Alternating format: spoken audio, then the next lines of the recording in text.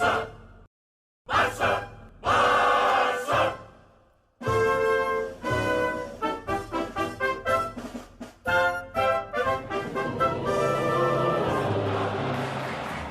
coolers. Welcome back to Viva Barca, the home of everything Barca, where we are going to be discussing the latest on FC Barcelona as usual.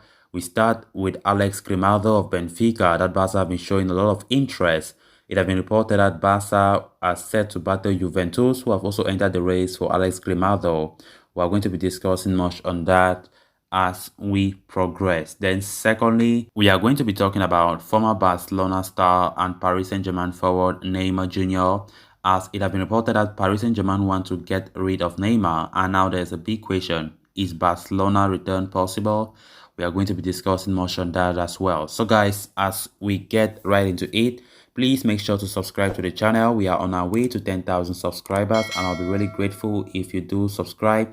Give the video a like and make sure to watch the video right up to the very end. Barca, Barca, Barca. There is nothing Barcelona love more than bringing back La Masia graduates. After all, these players have a deep affinity for the club and know its play style like the back of their hands.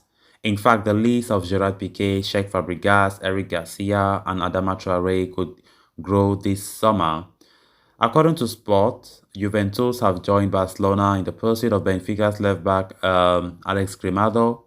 The Spaniard is one of the most offensively electrifying left-backs in world football, with 10 goal contributions this campaign. Thought it's no wonder why he is the subject of a transfer battle. Grimaldo, coupled with Valencia's Jose Gaya, is a serious target for Barca, as we've been talking about. Jordi Alba continues to play at the highest level, although the left-back position is severely lacking depth. The Spaniard could likely serve a rotation place, and should things go right, the future of Barcelona left-back position. Furthermore, Grimaldo has adopted a never-say-never approach to potentially return to Barca.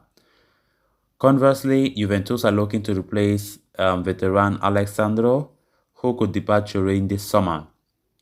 Despite operating as a wing-back in a back five, Grimaldo is more than capable of playing as a traditional left-back. Up the pitch, his dribbling is a sight to behold, and his ability to whip pinpoint crosses is top-notch. Grimaldo could thrive in Xavi's system that demands fullbacks to switch between playing out wide and central positions.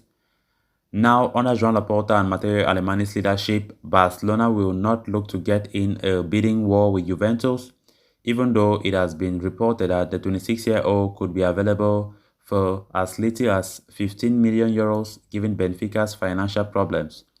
It is worth keeping an eye on how far Barca will go to supplement the left-back position. So talking about Grimaldo, of course, Barca have been showing interest in him ever since January, even though it did not work out.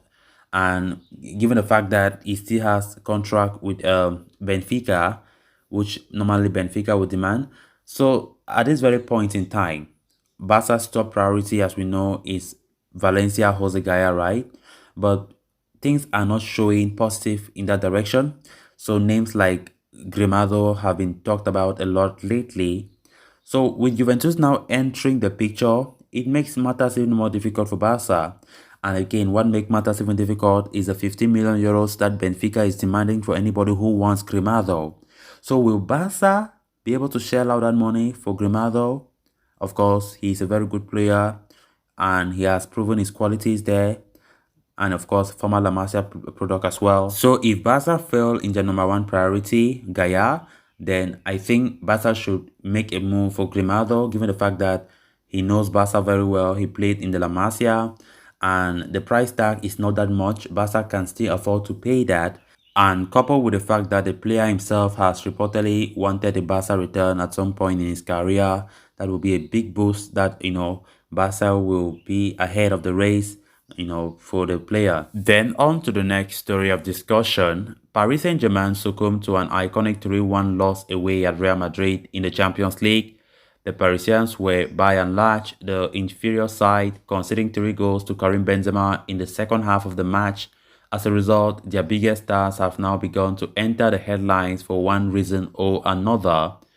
According to recent reports, Paris Saint-Germain want to get rid of Neymar, even if it means sustaining a colossal financial loss. The Brazilian's contract is set to end in the year 2025, and the French Giants want to part ways with him as soon as possible. Ever since Neymar left Barca, we quite remember back in 2017, he has had many ups and downs. A number of these have to do with his injuries he has been suffering since his arrival at the French capital. In addition to this, he has had some disciplinary issues with the side. Despite the constant entries and exits from the team's dynamics, the Brazilian's numbers are quite impressive. He has scored 91 goals and provided 57 assists for the Parisians in 135 games, numbers surpassed by very few players in Europe's top 5 leagues. Despite how much Barcelona, or let me say, despite how much Paris Saint-Germain want to get rid of Neymar and how brilliant he is or can be, Barcelona cannot be his destination. Why Barcelona cannot be his destination? I think the Brazilian has evolved into a very different type of footballer, one who Xavi Hernandez cannot make use of. Even though his profile was perfect for the club when he was at Barca, he would definitely destabilize this team now, honestly speaking. Xavi needs his players, to offer not only creativity but also discipline.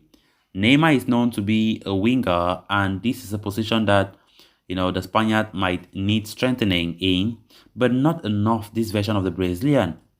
Over the course of the past few years, Neymar has evolved to play more and more centrally in ways that the Gaffer cannot afford. Off the ball, Neymar's movement is far from what Barcelona need.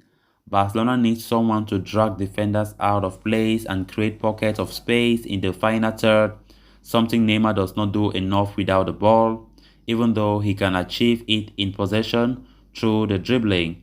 This is something transfer target Erling Haaland can do brilliantly, which is in part a reason why Barcelona wants him. With regards to his position in the wider areas, Xavi needs players who will offer permanent width. Neymar does not do that anymore. He needs his own desire to drift inside, to be compensated for by another wide player in the form of a fullback. In fact, Neymar was playing as a number 10 for a large part of Thomas Tuchel's tenure at PSG and was even deployed as an attacking midfielder versus Madrid. So the current Barcelona do not use overlapping fullbacks anymore, preferring to deploy them almost as midfielders. Sergio Dest had to change his ways to fit Xavi's system and essentially Adama Traore style. Neymar's hybrid of a winger and a typical number 10 is not what Xavi wants or needs now. As such, if Neymar were to make a return to Barca, it would be, to the detriment of his tactical plans. Not to mention Neymar's contract runs for another 3 years and he would cost a fortune, not only in terms of the transfer fees, but his wages. He is one of the highest paid players in the world and Barca right now cannot match that. So there is no way, it is very impossible, for any potential return of Neymar to the Camp Nou. Of course, talking about how he might bring destabilization to the team because his way of playing might not fit what Xavi needs at this very team. And of course, the fact that Barca cannot even match the fee, or let me say the wages that he would demand. So callers, with that, we have come to an end of this episode. Thanks a lot for watching. Hope you did enjoy the video and also hope you did subscribe. If you haven't, please make sure to do so you always stay in touch with the latest on FC Barcelona here on Viva Barca. Until next time, bye-bye.